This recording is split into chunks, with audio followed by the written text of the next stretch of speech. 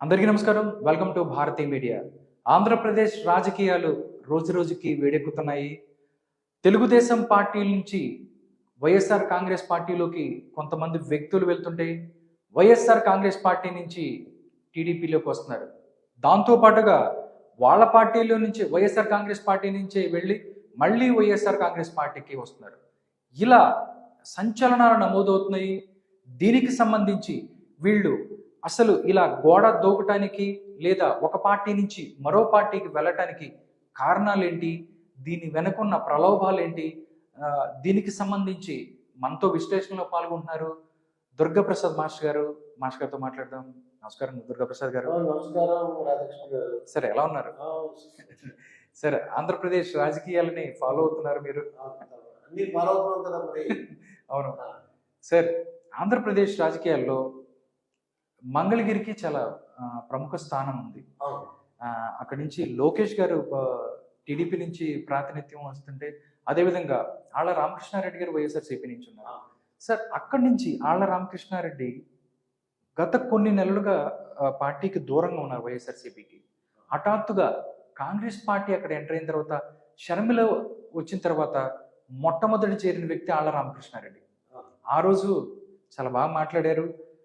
దాంతో నేను వెళ్తున్నాను అక్కడి నుంచి అని చెప్పారు. బట్ కట్ చేస్తే కొన్ని రోజులు అవ్వట్లేదు, మళ్ళీ రిటర్న్ వచ్చారు. ఈ అంశాన్ని మీరు ఎలా చూస్తారు దుర్గాప్రసాద్ గారు? రాధాకృష్ణ గారు, మీరు చూసినట్లయితే ఆ కాంగ్రెస్ లో జాయిన్ రోజు ఏం చెప్పారంటే, నియోజకవర్గాన్ని అభివృద్ధి చేయడానికి కూడా నా దగ్గర నిధులు జగన్మోహన్ రెడ్డి గారు ఇవ్వలేదు. నాకు ఎన్నో కేసులు, నేను ఆయన ఒక బ్రదర్ గా ట్రీట్ చేసి చంద్రబాబు నాయుడు గారి మీద, అలాగే లోకేష్ మీద, టీడీపీ పార్టీ మీద ఎన్నో కేసులు వేశాను. పర్సనల్ గా చాలా లాస్ అయినా సరే నేను ధైర్యంగా వేశాను. కానీ నా మంగళగిరి నియోజకవర్గానికి అభివృద్ధికి నాకు నిధి ఇవ్వదని చెప్పేసి నేను అందుకు వెళ్ళిపోతాను అని చెప్పేసి వెళ్ళాను. కానీ అక్కడ విజయసాయి రెడ్డి గారు, అయోధ్య రామరెడ్డి గారు, మళ్ళీ వైవి సుబ్బారెడ్డి గారు, వీళ్ళంతా కూడా మళ్ళీ అతన్ని ఉజ్జగించి అంటారు కదా, ఉజ్జగించి మొత్తం నువ్వే అడిపోతే ఎలాగా బ్రదర్లాడాడివి అని చెప్పేసి, ఇప్పుడు ఎందుకంటే వెళ్ళింది టీడీపీ అనుకో వదిలేదు, కానీ వెళ్ళింది మళ్ళీ షర్మిల కాంగ్రెస్ కి. అంటే ఇంట్లో కుటుంబంలో ఉన్న వ్యక్తి మళ్ళీ ఒక షర్మిల వెళ్ళాడంటే వాళ్ళకు అవమానకరంగా భావించుంటారు. మళ్ళీ అతను బుజ్జగించి మీకు మంగళగిరి సీట్ ఇవ్వడానికి అవకాశం ఉంది. అదే కాకుండా ఇతను 2-3 సీట్లు అడిగారని తెలుస్తున్నాను. మంగళగిరి సీటు కాకుండా ఇంకా కొన్ని సీట్లు తనకి కావాల్సిన వాళ్ళకి ఇప్పించుకోవడానికి 2 కానీ 3 సీట్లు అడుగుతున్నాడు. అడిగి ఆ ఒప్పందం మీద ఆయన వెనక్కి వస్తున్నట్టుగా చాలా మంది అంటున్నారు. ఇందులో సోషల్ మీడియాలో కానీ తెలిసిన వాళ్ళందరూ కూడా వాళ్ళు చెప్తున్నారు విషయం. ఎంతవరకు నిజమో చూడాలి. కానీ యాక్చువల్ గా చూస్తే జగన్మోహన్ రెడ్డి గారికి చాలా అత్యంత సన్నిహితులు అనమాట మంగళగిరి ఎమ్మెల్యే గారు ఆళ్ల రామకృష్ణారెడ్డి. ఆర్కే గారు అంటే ఎంతో ఇది అనమాట. అటువంటిది అందరికి లేదంటే ఏదైనా ప్లాన్ అని కూడా ఒకసారి ఆలోచించవలసి వస్తుంది. ఇది అంటే పంపించి మళ్ళీ అసలు కాంగ్రెస్ పార్టీలో ఏం జరుగుతుంది, అసలు వాళ్ళ స్ట్రాటజీ ఏంటి అని నేను పంపించి మళ్ళీ అక్కడి నుంచి రిటర్న్ అక్కడి నుంచి సమాచారం తీసుకొని ఇక్కడికి వచ్చడానికి వచ్చా. ఏమి లేదు, ఇన్ఫర్మేషన్ మనం భయపడడం అవసరం లేదు అనిపించింది అనుకో. ఓహో, అంటే కోవట్ రాజకీయాలు అలా అనుకోవచ్చు. అంటే నిజంగా ఓన్లీ ఆళ్ల రామకృష్ణారెడ్డి గారు మిగతా వాళ్ళు కూడా అంటే కన్వీనియంట్ రాజకీయాలు చేసే వాళ్ళకి ప్రజలందరూ గమనిస్తూ ఉంటారు. ఒక్కసారి ఆయన ఏం మాట్లాడారు వెళ్ళేటప్పుడు, అసలు వెళ్ళేటప్పుడు అయితే అసలు ఇంకేం లేదు, కాంగ్రెస్ పార్టీలో ఇంకా వేరే రకంగా ఉంటది, ఆళ్ల రామకృష్ణారెడ్డి మెయిన్ వ్యక్తి వెళ్ళారు అనేది. ఆయన ఏమంటాడంటే 30 సంవత్సరాలు ఉంటారనుకున్నాడు జగన్మోహన్ రెడ్డి, అలా భావించాను. కానీ ఆయన పాలన సరిగ్గా లేదు, నేను అనుకున్నట్టు జరగట్లేదు.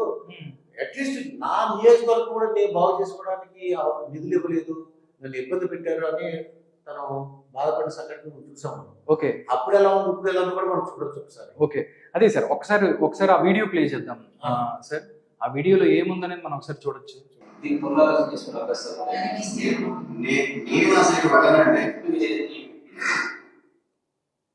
సార్, ఒక్కసారి మనం అప్పుడు ఏం మాట్లాడారో ఒకసారి చూసి ఇప్పుడు ఏం మాట్లాడారో ఒకసారి చూద్దాం. ఒక్కసారి ప్లే చేద్దాం.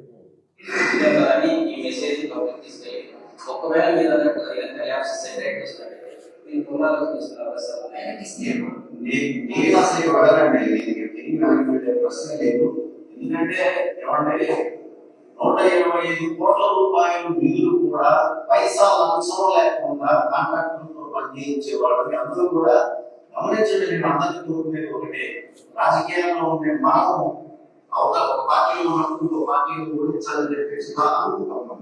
ఇలా అనుకున్నప్పుడు ఖచ్చితంగా వైఎస్ఆర్ కాంగ్రెస్ పార్టీ కొన్ని సిద్ధాంతాలు ఉన్నాయి.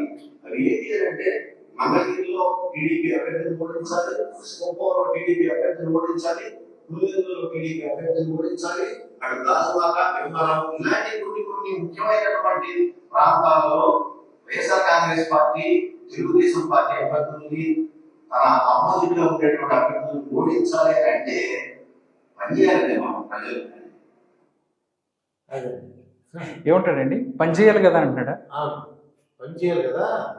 ఏం పని చేయాలంటే దానికి నియోజకవర్గానికి కావాల్సిన నిధులు ఇవ్వలేదు, నేను అందుకే వెళ్ళిపోతానని చెప్పి అన్నారు. మళ్ళీ వాళ్ళ జీవితం జాయిన్ అయ్యింది. ఒకసారి ఇంకేమన్నాడు ఒకసారి చూద్దాం. ఉన్నటువంటి వైఎస్ఆర్ కాంగ్రెస్ పార్టీ అభ్యర్థుల్ని కాపాడుకోవాలి, ఆ ప్రజలకి దగ్గరగా అతి దగ్గరగా ఉండేటటువంటి వాళ్ళకి అండగా నిలబడాలి. అలాంటి పరిస్థితులు లేవు కాబట్టి ఇక్కడ నిధులు ఇవ్వలేదని అంటా నేను. అలా నిధులు ఇచ్చుంటే మీరే చూసారంటే ఇక్కడ ఉన్న సార్ అంటే ఆయన మాట్లాడుతున్న దాన్ని బట్టి అంటే నార్మల్గా వెళ్ళేటప్పుడు నాకు టికెట్ ఇవ్వలేదనో లేకపోతే ఇంకోటనే వెళ్ళే పరిస్థితి ఉండదు.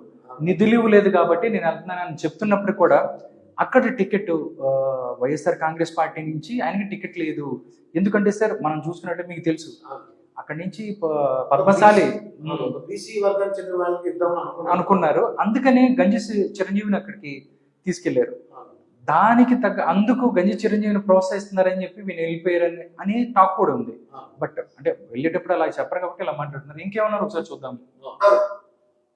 నేను అందుకే 30-40 సంవత్సరాలు 50 సంవత్సరాల నుంచి వెళ్ళినటువంటి అభివృద్ధిని 5 సంవత్సరాలు 4 సంవత్సరాల కాలంలో నేను చర్చించాను. అందుకే వైఎస్ఆర్ కాంగ్రెస్ పార్టీ వాళ్ళని కానివ్వండి, టీడీపీ వాళ్ళని కానివ్వండి, చూడకండి. నేను ఉపయోగిస్తున్నాను. ఏ ప్రజలకు వెళ్తారో, ఏ వీధికి వెళ్తారో, ఏ పేటకి వెళ్తారో, ఏ ఏరియాకి వెళ్తారో, నాడు ఎలా ఉంది, నేడు ఎలా ఉంది చెక్ చేసుకోవాలండి. ఎంత పని చేశాను, నేను కష్టపడి పని చేశాను కానీ నన్ను పట్టించుకోలేదు, గుర్తింపు లేదు, డబ్బులు ఇవ్వట్లేదు అనేది ఆయన చెప్తున్నాడు. ఒక్కసారి మనం ఇప్పుడు కూడా ఏం మాట్లాడారు మనం ఒకసారి చూడొచ్చు. ఒక్కసారి ఇప్పుడు వెళ్ళి మళ్ళీ బ్యాక్ అంటే మళ్ళీ వైఎస్ఆర్సీపీకి వచ్చిన తర్వాత ఏం మాట్లాడచ్చు ఒకసారి జగనన్న మాటలో నడవాలని చెప్పేసి నేను నిశ్చయించుకొని తిరిగి రావడం జరిగింది. మనందరికీ తెలిసిందే రాజశేఖర రెడ్డి గారి బాటలో నడుస్తున్నటువంటి జగన్మోహన్ రెడ్డి గారు ఇంకొక 20-30 సంవత్సరాల పాటు రాష్ట్రానికి ముఖ్యమంత్రిగా నిలబడగలిగితే, ప్రజలందరూ కూడా అండగా ఉంటే, పేదవాళ్ళు వాళ్ళ జీవితాలు పూర్తి స్థాయిలో ఉన్నత స్థితికి వెళ్ళాలని చెప్పేసి ఇవాళ జగన్మోహన్ రెడ్డి గారు చేస్తున్నటువంటి